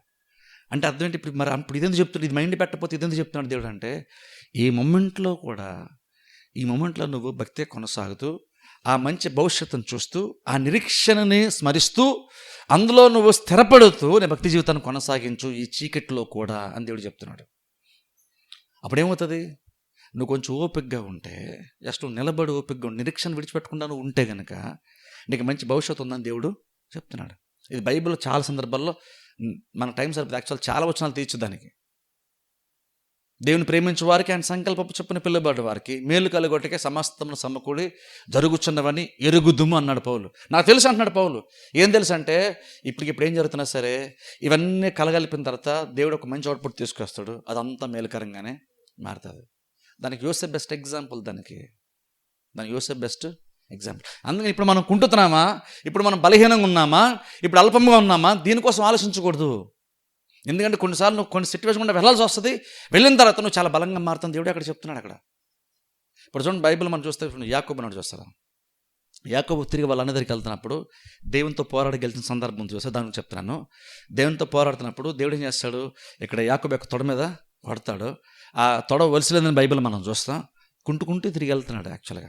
కానీ మీకు తెలుసా, ఇంతకుముందేమో బలంగా బాగానే కనబడ్డాడు, కానీ ఇప్పుడు కుంటుతున్నాడు కాబట్టి యాక్చువల్గా అది నష్టపోయాడా, ఇప్పుడు కుంటుతున్నాడు కాబట్టి ఏదైనా బలహీనమైపోయాడా అంటే, గొప్ప జన్మగా మారి ఇప్పుడు తిరిగి అలా అన్ని దగ్గరికి తిరిగి వెళ్తున్నాడు. గొప్ప జన్మగా బలంగా మారాడు, ఇంత ముందు కంటే బలంగా మారాడు. కుంటుతున్నాడు అంటే కుంటుతున్నాడు, కానీ ఎక్స్పీరియన్స్ ఏం చేసింది, గొప్ప జన్మగా బలంగా మార్చింది అది.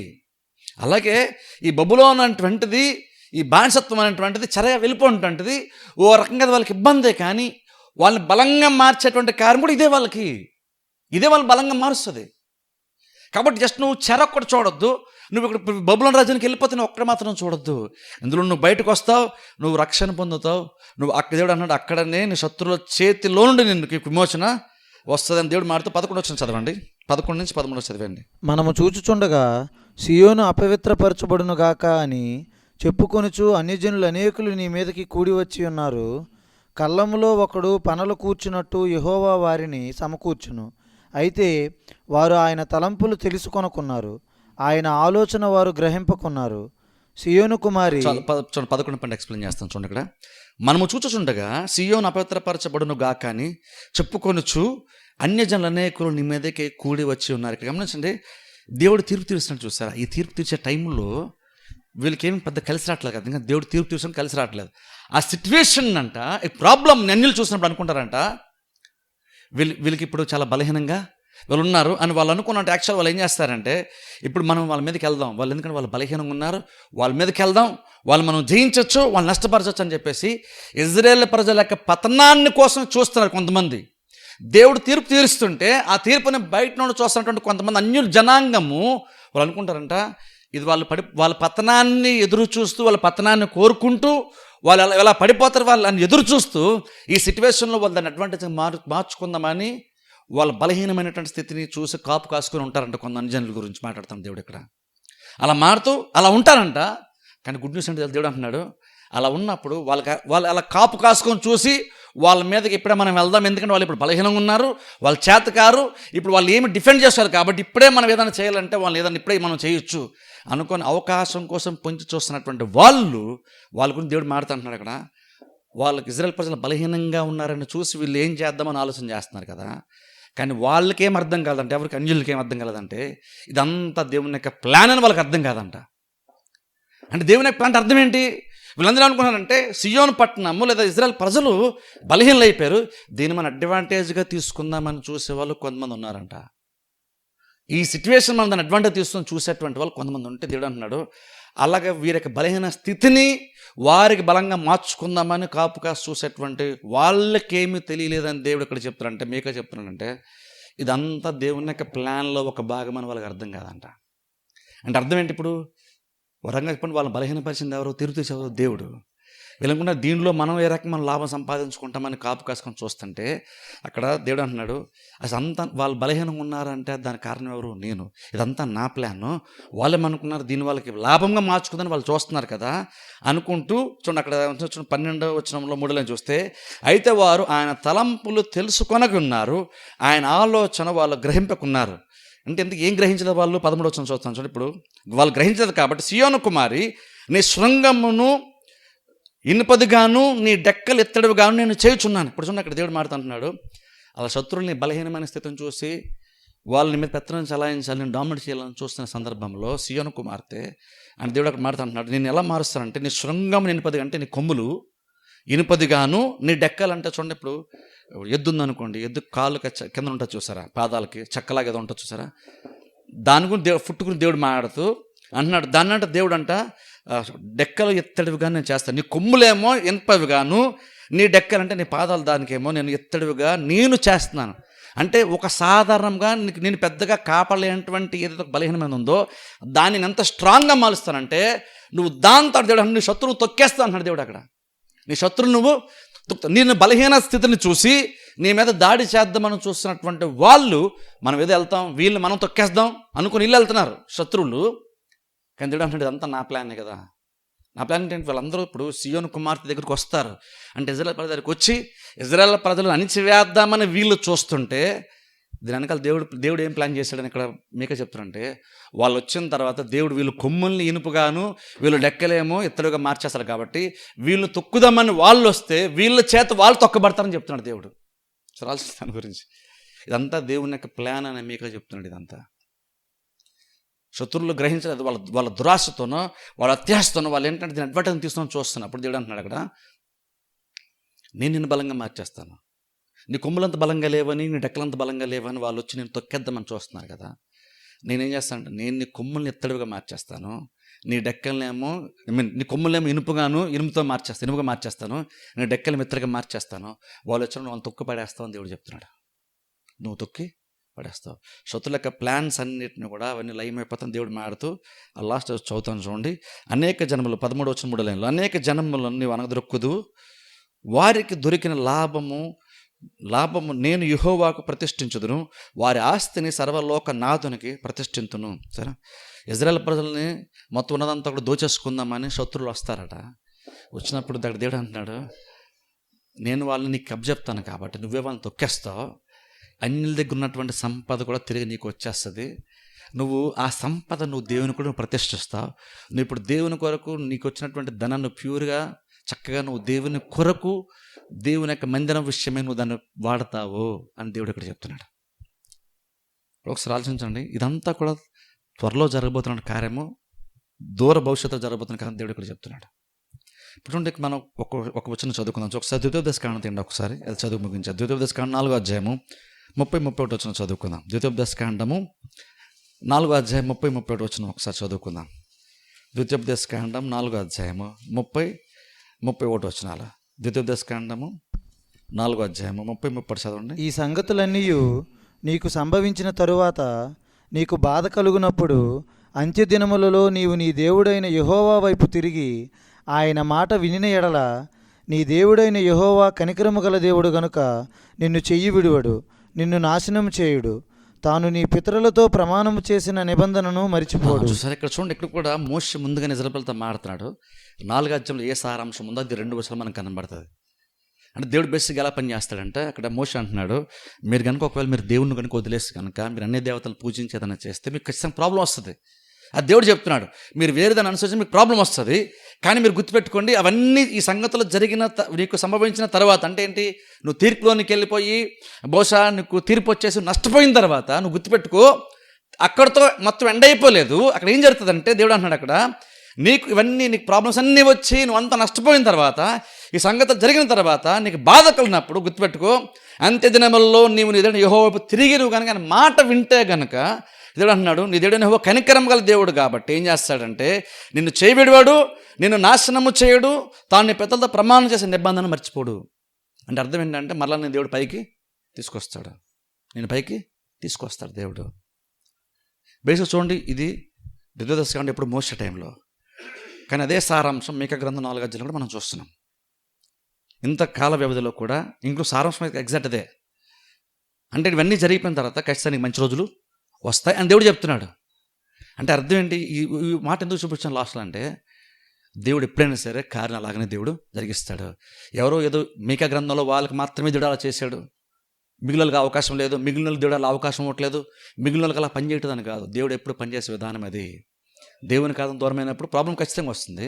కానీ దేవుడు అన్నాడు, ఇంక నువ్వు ఇవన్నీ జరిగిన తర్వాత నువ్వు కనుక దేవుని తట్టు నువ్వు తిరిగితే గనక నీ దేవుడు నిబంధన మర్చిపోడు, ఆయన నిన్ను విడివడు, నిన్ను తీర్పు తెచ్చాడు, నిన్ను నాశనం చేయడు, మా తన నిబంధన జ్ఞాపకం చేసుకుంటాడు, నిన్ను మరలా పైకి తీసుకొస్తాడు. అంటే చూడండి, అంటే మనకి నిరీక్షణ ఖచ్చితంగా ఉందని దేవుడు ఇక్కడ మనకి చెప్తున్నాడు. మన దేవుడు ఉన్నంత వరకు గ్యారంటీగా నిరీక్షణ, ఎవరికైనా సరే నిరీక్షణ గ్యారంటీగా ఉంటుంది అని అర్థం. అందుకే చూడండి, మనకు ప్రాబ్లమ్స్ ఉన్నప్పుడు అని ఇప్పుడు కూడా ప్రాబ్లమ్స్ మాత్రమే చూడకూడదు. నేనంటే ప్రాబ్లమ్స్ ఉన్నప్పుడు కనుక మనం కనుక కొంచెం ఇంకా బెటర్గా ఆలోచించి భక్తిగా దేవుళ్ళ బలంగా కనుక సాగి స్వచ్ఛమైన భక్తిని కనపరచగలిగితే, ఈ భక్తిని బేస్ చేసుకొని కనుక నువ్వు ఈ ప్రాబ్లంలో కూడా జీవించడం స్టార్ట్ చేస్తే గ్యారంటీగా త్వరలో మంచి భవిష్యత్తు ఉంటుందని దేవుడు చెప్తున్నాడు. అది ఎలా జరుగుతుంది అంటే మనకు అర్థం కాదు ఎలా జరుగుతుందో. ఎంత స్థితిలోకి వెళ్ళిపోయిన తర్వాత మళ్ళీ మనం బెటర్గా ఎలా మారుతామండి అంటే అది మీరు చెప్పలేరు, నేను చెప్పలేను, ఎవరిని చెప్పలేం. కానీ దేవుడు నమ్మదగినటువంటి వాడు కాబట్టి, దేవుడు ఇంకొన సింహాసనం మీద కూర్చున్నాడు కాబట్టి, ఇంకొన ఆయన సైన్యంలో యెహోవా కాబట్టి, ఆయన సర్వాధికారి కాబట్టి దేనిని ఎప్పుడు ఎలాగైనా దేవుడు ఈజీగా మార్చగలడు. నీ బలహీనతని ఓ టైం వస్తే నువ్వు కనుక భక్తి కొనసాగితే నీ ఇదే బలహీనతని దేవుడు బలంగా కూడా మారుస్తాడు. అది 4వ అధ్యాయంలో దేవుడు మీకా ద్వారా మాట్లాడుతున్నాడు ఇశ్రాయేలు ప్రజలకి. కాబట్టి మీరు బబులోనికి వెళ్తారు, కానీ అలాగని మీరు బాధపడద్దు, ప్రసవేదన ఖచ్చితంగా ఉంటుంది. కానీ వేదన తట్టుకొని మీరు నిలబడు. ఈ వేదనలో కూడా మీరు నిరీక్షణ కలిగి, నేను 4వ అధ్యాయం మొదట్లో చెప్పాను చూసారా, దాని మైండ్లో పెట్టుకొని ఈ వేదన గుండా మీరు వెళ్ళండి. తప్పదు, వెళ్ళండి. తర్వాత మీకు మంచి భవిష్యత్తు ఉంటుంది. మీ శత్రులందరూ కూడా నీ పాదాల కింద ఉంటారని దేవుడు చెప్తున్నాడు. నువ్వు బలహీనంగా ఉన్నావు ఇప్పుడు, అందుకే శత్రువు వచ్చేస్తున్నాడు. కానీ నువ్వు టైం వస్తే నేను నిన్ను బలంగా మారుస్తాను, నువ్వు తొక్కబడవు, నువ్వే అనేక మంది తొక్కేలాగా అంత బలంగా నేను నిన్ను మారుస్తాను దేవుడు చెప్తున్నాడు. ఎందుకంటే చూడండి, మనం గుర్తుపెట్టుకోవాలి, ఎప్పుడైనా సరే ప్రాబ్లమ్స్లో ఉన్నప్పుడు ఇంకా భక్తిలో సాగాలంట. నేను ఇంకా దేవుని మీద ఎక్కువ డిపెండ్ అవ్వాలి. ప్రాబ్లమ్స్ ఉన్నాయండి అందుకే చర్చ రాలేకపోతున్నాను, ప్రాబ్లమ్స్ ఉన్నాయి అందుకే నాకు వాక్యం మైండ్ పెట్టలేకపోతున్నాను, ప్రాబ్లమ్స్ ఉన్నాయండి అని కాదు. అంటే నెలగా నువ్వు చీకటి ఉన్నావు కదా, ఇప్పుడు కొంచెం దేవుని నిజంగా చూడగలిగితే దేవుడు దేన్నన్నా మారుస్తాను అంటున్నాడు కదా. అప్పుడు ఏమిటంటే ఈ చీకటి అనేటువంటి దీనికి వెళ్ళాల్సి వస్తుంది. కొంతకాలం కొన్ని ప్రాబ్లం వచ్చిందంటే కొన్ని సందర్భాలకు వస్తే నువ్వు కొంతకాలం ప్రాబ్లమ్స్ కూడా నెట్వేయబడతావు, ప్రాబ్లమ్స్లోనే నువ్వు కొంతకాలం జీవించాల్సి ఉంటుంది. అది ఎంతకాలమో చెప్పలేను. కానీ ఆ దినం అనేటువంటి ఖచ్చితంగా ఒకటి ప్రతి వారి లైఫ్లో దేవుడు నిర్ణయించాడు, దేవుడు నియమించాడు. ఆ దినం ఖచ్చితంగా ఉంటుంది. కాదు ఇప్పుడు మనకు కనబడదు. ఎందుకని ఇప్పుడు మనం చీకటి ఉన్నాం కాబట్టి మనకు కనబడదు. కానీ దేవుడు మొదట్లో అందుకే చెప్పేశాడు, ఆ దినం ఉంటుందన్న విషయం నువ్వు ముందే చూసావు కాబట్టి ఈ చీకటిలో కూడా నువ్వు ఓపికగా నువ్వు విశ్వాసంలో నిలబడుండు, నీ భక్తిలో నువ్వు ఉండు. ఆ దినం ఖచ్చితంగా నీ లైఫ్లో వస్తుంది, నువ్వు మళ్ళీ తిరిగి పైకి వస్తావని దేవుడు చెప్తున్నాను. అన్ని విషయాల్లో నువ్వు వర్ధిల్లుతావు, ఆత్మీయంగా బలపడతావు, భౌతికంగా బలపడతావు, నీకు సెక్యూరిటీ ఉంటుంది, దేనికి నువ్వు భయపడాల్సిన అవసరం లేనంత స్థితిలో నేను పెడతాను దేవుడు ఇక్కడ చెప్తున్నాడు. ఎందుకంటే చూడండి, అందుకే భక్తి ఎప్పుడు కూడా మనకి నష్టం తీసుకొని రాదు. భక్తి మన నష్టం కొన్నిసార్లు అనుకుంటాం అలాగా, చర్చికి వెళ్తాం చేస్తున్నాం, ఎంతకాలం ప్రాబ్లమ్స్ ఉన్నా ప్రాబ్లమ్స్ ఎప్పుడు తీరట్లేదు ఏంటి అనుకుంటాం. అంటే సిన్సియర్గా భక్తిని కొనసాగిస్తే దేవుడు గ్యారంటీగా చేస్తాడు. ఎందుకని ఇక్కడ మోషే చెప్పిన సార్, దేవుడు నమ్మదైనటువంటి వాడు. నువ్వు దేవునితో తిరిగితే ఖచ్చితంగా దేవుడు వాగ్దాన నిబంధన చేసాడు. దేవుడు నమ్మదైనటువంటి వాడు, ఆయన నిన్ను విడవడు, ఖచ్చితంగా ఆయన మరలా నిన్ను స్థితికి తీసుకొస్తాను దేవుడు చెప్తున్నాడు. బేసిక్గా దేవుడు పనిచేసే విధానం ఎంత తెలుసా? ఎక్కడైనా సరే బైబిల్ ఎక్కడైనా సరే అంతే దేవుడు పనిచేసే విధానం. అందుకని యాజ్ అ క్రిస్టియన్ అంటాను, నువ్వు దేవుని నమ్మిన తర్వాత ప్రాబ్లమ్స్ వచ్చినప్పుడు, నేను చాలా కాలం ప్రాబ్లమ్స్ ఉన్నానండి, ప్రార్థన చేస్తున్నా ప్రాబ్లమ్ సాల్వ్ అవ్వట్లేదని అనకూడదు. నువ్వు గుర్తుపెట్టుకో, ఖచ్చితంగా ఆ దినం అంటే దేవుడు ఖచ్చితంగా ప్రతి వారి లైఫ్లో దేవుడు పెడతాడు. ఆ దినము కొరకు నువ్వు ఎదురు చూస్తూ, ఆ దినం వచ్చే వరకు కూడా నువ్వేం ఓపిక ఎదురు చూస్తా ఉంటే లైఫ్ చాలా అద్భుతంగా మారుతుంది. నీకు దేనికి నువ్వు భయపడవు, నువ్వు సమృద్ధిగా ఉంటావు, నీ చెట్టు కింద నువ్వే కూర్చుంటావు, నువ్వు హ్యాపీగా ఉంటావు, నీకు సమాధానం ఉంటుంది, నీకు నెమ్మది ఉంటుంది, నువ్వు సంతోషంగా నువ్వు బ్రతుకుతావు, నువ్వు అట్టడి స్థితిలో ఉండవు, నువ్వు పై స్థితిలో దేవుడు పెడతానని చెప్తున్నాడు. మనమన్నా అదే గుర్తుపెట్టుకోవాలి. ఎందుకంటే దానికి అది ఎలా సాధ్యం? ఇజ్రాయేల్ ప్రజలకు ఎలా సాధ్యం అంటే యెహోవా వల్లనే సాధ్యం. మనకి ఎలా సాధ్యము? మనకు కూడా యెహోవా వల్లనే సాధ్యం. ప్రార్థన చేస్తూ అందరు తల వంచగలి మూసుకోండి. ప్రార్థన చేస్తూ అందరు తల వంచగలి మూసుకొని నేను చిన్న ప్రార్థన చేస్తాను. మమ్మల్ని మిక్కిలిగా ప్రేమిస్తున్న మా తండ్రి, మీకు వందనాలు స్తోత్రాలు ప్రభువా. రాత్రికాల సమయంలో మీరు ఇచ్చిన మాటలను బట్టి తండ్రి మీకు స్తోత్రాలు ప్రభువా. ఇజ్రాయేల్ ప్రజలకు చరిత్ర నుంచి తండ్రి మాకు అనేక విషయాలు బోధిస్తున్నావు, జ్ఞానంతో నింపుతున్నావు. నువ్వు ఎలా ఇజ్రాయేల్ ప్రజల జీవితంలో ఎలా పనిచేస్తావు ప్రభువా, దాన్ని మాకు చూపిస్తూ నువ్వు మార్పు లేనటువంటి దేవుడు కనుక ప్రభువా, మా జీవితంలో కూడా నువ్వు ఎలా పనిచేస్తూ ఉన్నావో వాక్యం ద్వారా ప్రభు, ఇజ్రాయేల్ ప్రజల చరిత్ర ద్వారా మీకా ద్వారా మాకు తెలియజేస్తున్నందుకు మీకు స్తోత్రాలు తండ్రి. మేము ప్రభువా శోధనపడుతున్నప్పుడు తండ్రి, మేము ఇబ్బందులు ఉన్నప్పుడు ప్రభువా, మేము బందీలుగా మేము ఉన్నప్పుడు తండ్రి, బాధల్లో బంధకాల్లో ప్రసవ వేదనలో మేము ఉన్నప్పుడు ప్రభువా, మేము తండ్రి ఈ వేదన కాలంలో వేదన సమయంలో ప్రభువా, ఇబ్బందికర పరిస్థితుల్లో ప్రభువా, మీరు నిర్ణయించినటువంటి ప్రభువా ఆ దినము కొరకు ప్రభువా, మమ్మల్ని ఇరుకులోండి విశాలతలో నడిపించేటువంటి ఆ దినము కొరకు ప్రభువా, కింద నుండి మమ్మల్ని పైవారుగా మార్చేటువంటి ఆ దినము కొరకు ప్రభువా తండ్రి, మేము ఎదురు చూస్తూ ప్రభువా స్వచ్ఛమైన భక్తిని ప్రభువా నిజంగా మేము కొనసాగించడానికి మాకు సహాయం చేయమని ప్రార్థిస్తున్నాం. ఎందుకంటే ప్రభువా మా స్థితి మేము మార్చుకోలేం ప్రభువా, మీ వల్ల మాత్రమే సాధ్యము. అది నువ్వు నమ్మదైనటువంటి దేవుడవు, నువ్వు వాగ్దానం చేసావు, నువ్వు మధ్యవర్తిగా ఉంటావు, నువ్వు కార్యం జరిగిస్తావు ప్రభువా. కనుక తండ్రి మేమందరం అది గ్రహించి ప్రభువా, నువ్వు ప్రతిదీ మార్చగలిగేటువంటి దేవుడు అని ప్రభా మేము నమ్మి మీ పైన ఆధారపడుతూ ప్రభా, అంధకారంలో ప్రభా ప్రసవేదన కాలంలో ప్రభా మా వేదన బట్టి మేము దూరంగా జరిగిపోకుండా ప్రభా మీకు మరింతగా దగ్గరికి జరిగి ప్రభా మా తండ్రి మా కట్టడి స్థితిని ప్రభా ఉన్నతమైన స్థితిగా మార్చుకోవడానికి ప్రభా, మా పేదరికమైన స్థితిని ప్రభా మేము సమృద్ధిగా మార్చుకోవడానికి ప్రభా, మా ఆత్మస్థితి మేము బెటర్గా మార్చుకోవడానికి మీరు మాకు సహాయం చేయమని ప్రార్థిస్తాను. నువ్వు మాకు సహకారంగా ఉంటున్నావు ప్రభు, అందుని బట్టి మీకు వందనాలు తండ్రి. మా ప్రతి పరిస్థితుల్లో మాకు సహాయం చేస్తూ మా హస్తాలను బలపరుస్తూ నడిపిస్తుంది మీకు స్తోత్రాలు తండ్రి. ఎవరైతే ప్రభు శోధనపడుతున్నారో ప్రభు, శోధన కాలంలో ఎవరైతే ఉన్నారో తండ్రి, వారందరూ కొరకు ప్రార్థిస్తున్నాం ప్రభు, వారి మనసులో వేదన బట్టి ప్రార్థిస్తున్నాం తండ్రి. వారి దుఃఖమైన ప్రతిగా ఆనందాన్ని ప్రభు వారికి దయచేయమని ప్రార్థిస్తున్నాం. పెంటకుప్ప మీద నుంచి దీనిలో పైకి లేవనని చెప్పినటువంటి దేవుడవు ప్రభు, నువ్వు నమ్మదన్నటువంటి దేవుడవు కనుక ఎవరైతే తండ్రి శోధనపడుతూ తండ్రి అంధకారంలో ప్రసవ వేదనలో ఉన్నారు ప్రభా, వారందరూ మీ చేతులకు అప్పగిస్తున్నాం ప్రభా. వారు కూడా తండ్రి తమ జీవితంలో మీ చేతులకు అప్పగించి ప్రభా నిజమైన భక్తిని కొనసాగిస్తూ ప్రభా ఆ దినము కొరకు మీరు నిర్ణయించిన ఆ దినము కొరకు ఎదురు చూస్తూ మీరు కార్యము జరిగించే వరకు ప్రభా తండ్రి విశ్వాసంలో కొనసాగుతూ మీ వైపు మాత్రమే చూడడానికి సహాయం చేయమని ప్రార్థిస్తున్నాం. వెతబడిన వాక్యాన్ని ఫలింపచేయండి ప్రభా. వాక్యం ద్వారా మమ్మల్ని అందరూ బలపరిచారు, నిరీక్షించారు, మీకు స్తోత్రాలు. బిడ్డలు వెళ్తుండగా మార్గం అంతా మీరు తోడుగొండమని యేసుక్రీస్తు నామమున ప్రార్థిస్తున్నాం మా పరమ తండ్రి. ఆమేన్. ఆమేన్. ఆరాధింతుం ఆరాధింతుం పునరుదితుం ఆరాధింతుం అతిశయుడా బలవంతుడా మహిమకు నీవే పాత్రుడా, ఆరాధింతో నిన్నే, ఆరాధింతో నిన్నే. నీతిమంతుడా, పరిశుద్ధుడా, నీతి గలవి నీ మార్గములు, స్తుతి చెల్లింతు యేసురాజుకే, దేవుని గొర్రె పిల్లకే, ఆరాధింతు ఆరాధింతు పునరుదితో, ఆరాధింతు అతిశయుడా,